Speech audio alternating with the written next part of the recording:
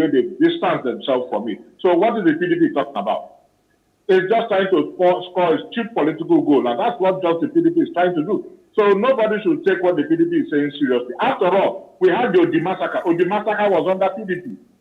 We had all kinds of massacres that took place under PDP. We had compensation paid. So this goes beyond partisan politics. It has to do with humanity. And so let us not talk about what the PDP is saying, or what the WDC is saying, or what the YYC is saying. And that brings me to my last question. The issues. My last question before we go, because we're out of time. What does this say about how the average Nigerian state treats, what does this say about the Nigerian state and how it treats humans? Is there any value whatsoever placed on the life of the average Nigerian? And I'm trying to tie this to what happened to the young girl who died in custody outside the country. Oh, no. The life of any Nigerian is valueless in the eyes of the government. That's the truth about it. You can imagine if an American is in difficulty in this country, what the steps the American government will take, relentless steps to ensure they save the situation, they save that American. But in 21 million Nigerians can die. I listened to what Advocate Dabere, who was stressing the issue of 4 hours from where to where. How annoying, how shameful it is. But Nigerian lives are not valued by our leaders. Unfortunately, they are not valued. I ask myself a question, is it worth dying for this country we call Nigeria? Because at the end of the day, they will not send messages to you, condolence messages to you, and make all kinds of promises that will never be fulfilled. That is the truth about it. So that is why we have the problems we have in this country. How many Nigerians believe in Nigeria? Most Nigerians don't even believe in the country we call Nigeria. And that is as a result of the cataclysmic leadership we have. That is because we have leaders who are not there in the image of Nigerians, but who are there for allocentric reasons, for egocentric reasons. So it is not what I must concern. It's a shame and it is sad, but I must tell you, it is not worth dying for the present Nigeria we live in. Yesterday, in the days of our fathers, yes, I don't know of tomorrow, but for today, it is not worth dying for the present, because you will die and will be forgotten. You will die, you will die and will be consigned into oblivion because of the depraved characters we have in power as leaders. Well, on that very sad and gloomy note, I want to say thank you for being part of the conversation. Iniberefiong is, of course, a legal practitioner, and Opunabo Inko Tara is a former aide to the governor of Rivers State. Thank you very much, gentlemen, for being here. Thank you. Thank you. All right. Thank you. Well, here are the 7 key recommendations of the Lagos Judicial Panel. When we come back, I'll be giving you our next topic for conversation. Stay with us.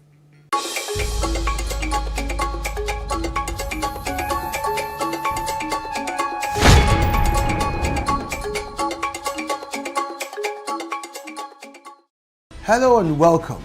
It's Nimasa This Week, the voice of maritime.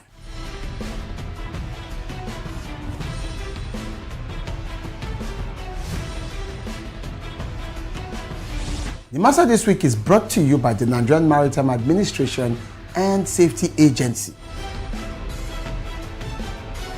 Statutorily mandated to ensure that there is regulation and promotion of matters affecting our waters.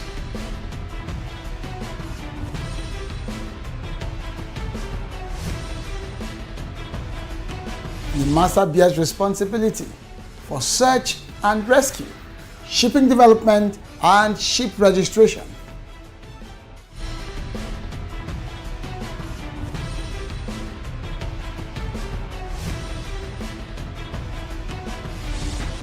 NIMASA This Week, the voice of maritime, showing on this channel.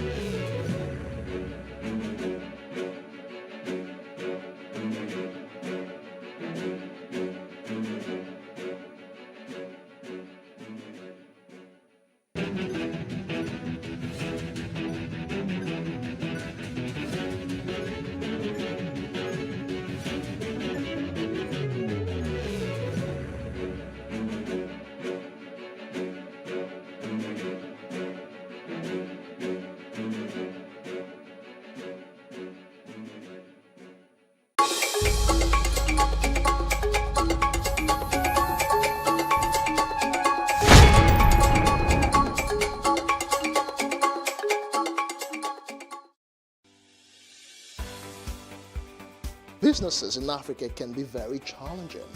In Nigeria, it is particularly intimidating, and successful builders have learned how to navigate a hostile environment to unlock opportunities. But one major challenge businesses face is how to filter through the noise and identify where their ideal customers exist. Get insight and practical steps from industry players and captains of industries. Hear success stories to help you make informed decisions as you scale your business in Nigeria. Watch Business Insights at this time on PlusTvAfrica.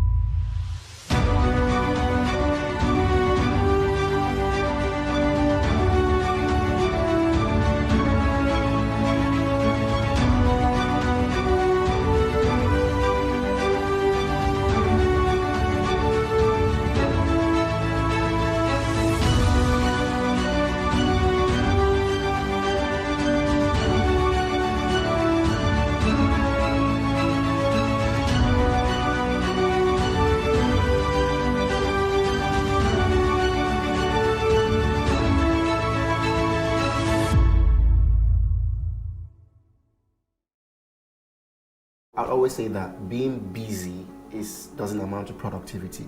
You can be busy and not productive.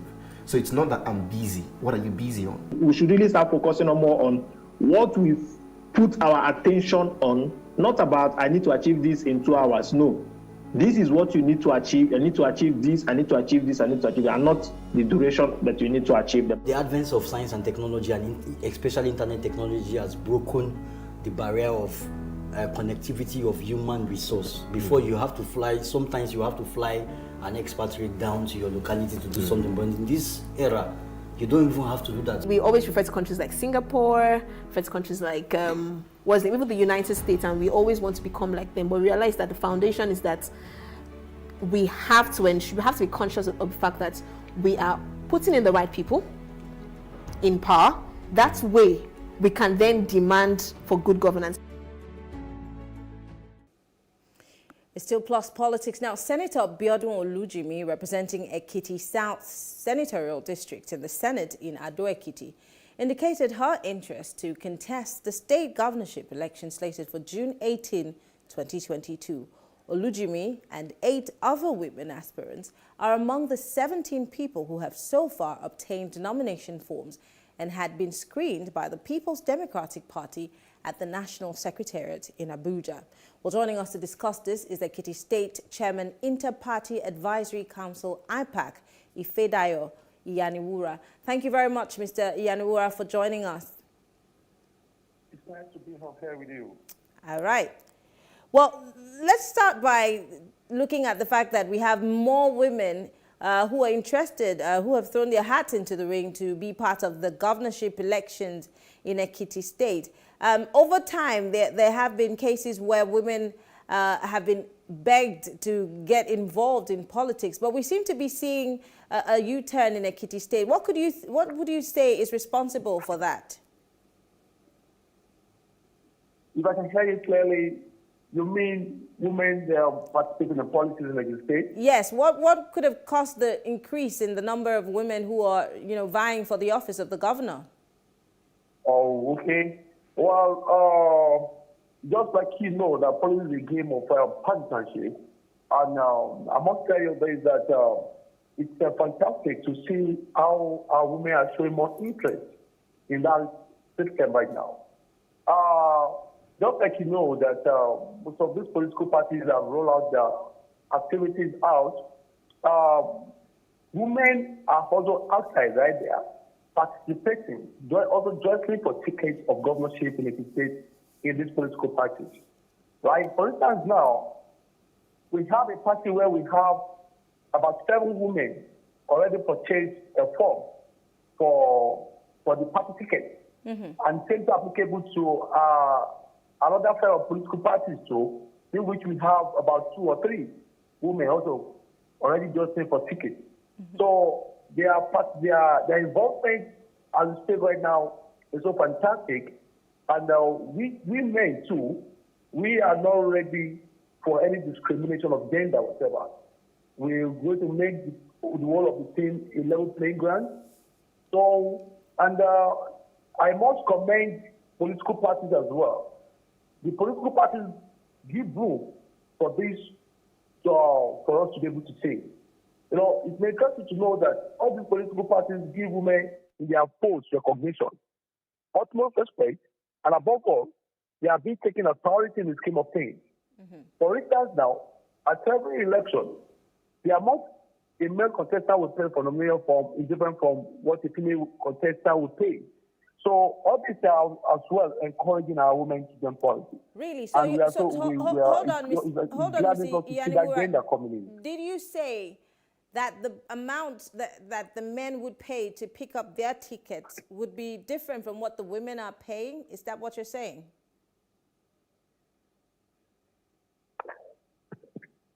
I can really hear you.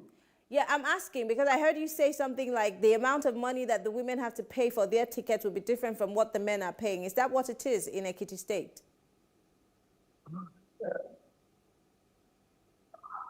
Can you hear me? Hello, I can really hear you. Well, you just said something about the amount of money that women pay for the tickets is different from that of the men. So I'm asking, is this what the parties are doing in Ekiti State, or is it what the parties do nationwide? Yeah, that's political. That lies the honors lies in the hands of the political party.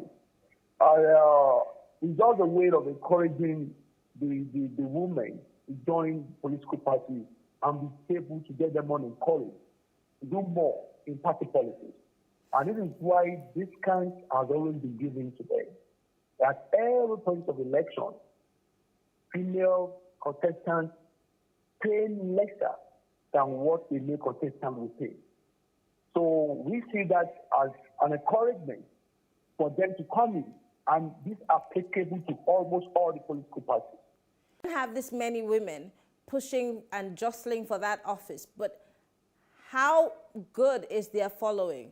What is the strength that they bring to the party? Will we see a replication of women standing by these women and men also giving them their votes? Or are we just going to see the party foist a man over the heads of these many women? Well, if I can hear you clearly, you're trying to pose the strength of women in party politics. Yes. And how they are being accommodated by men in this party force. Well, let me say it clearly that these women in party politics, if they have never been accommodated, they will never stay there. Glory right in the party. The numbers of women in party politics of today has now been more than the one we've been having in the past.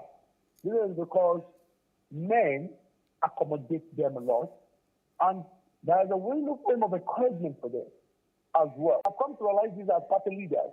This is why we make sure that having our women in politics in our party posts encourages the system more ever than before.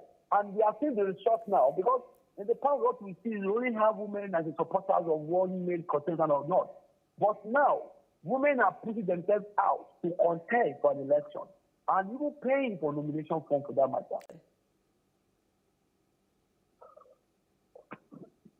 I can hear you clearly. So I'm saying, as much as the parties are accommodating the women and giving them an opportunity, have your chance as a woman to can help in the political party now depends on your deed, how good you are to the people. You know, it's a game where people decide the fate. So nobody can impose anybody on anyone. But what matters most is, if you believe so much in yourself as a woman, you come out first, and you enjoy the support of both your co-women and men as well. So, but what matters most is, what parties are trying to project now is, we are abolishing this issue of discrimination between male and female when it comes to the issue of party politics. Because we all are aware that we have our roles to play when it comes to the issue of nation building. Mm-hmm. So it shouldn't be a barrier for one to be a male or for one to be a female. What that means is for us to all be on the table to see how to move the nation forward. And this is why we have always made sure and ensure that our women in party politics will always be encouraged more. We are doing that. The level we have today now is more encouraging.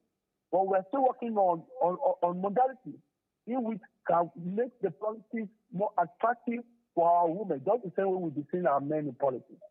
Okay, finally, before I let you go, because we're out of time, I was at the Anambra elections, and I noticed, one thing that I noticed was that of all the people that, were running for that particular office for governor, it was only the People's Democratic Party that had a running mate that was a woman. Every other person and every other party had male running mates. Every other governorship candidate on the different parties had male running mates. It was just the People's Democratic Party. And now in Ekiti State, the PDP has already recorded 8 women who have thrown their hearts into the ring. Could what happened in Anambra be a representation of what the political parties in Nigeria think of women? Because on paper, even you are trying to be very diplomatic about this, but in reality, the realities that we see every single day in this country, do women stand a chance, even if they are pushed till tomorrow in the political parties? Will we not see men emerge again as the flag bearers without a woman on that ticket?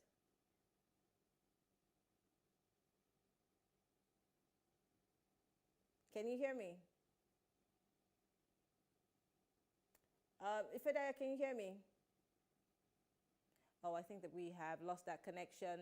But Ifedaya Iyanowura is of IPAC in Ekiti State. Apologies for that disconnection there. But thank you all for staying with us. It's been Plus Politics. We'll see you tomorrow.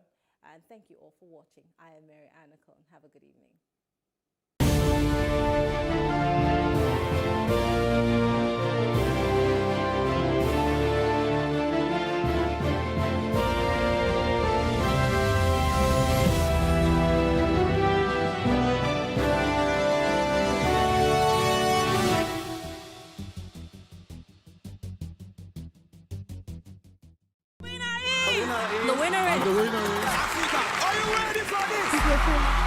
Wake up, Motherland, to electrifying performances at the 2021 All-African Music Awards. Afrima, from November 19th to the 21st, 2021 at Eco Hotels, Lagos, Nigeria. Featuring Africa Music Business Summit, a platform for business networking and interaction among music professionals. Join Afrima Music Fest, an evening of non-stop music concerts with live broadcasts and performances from African music superstars. Date is Friday.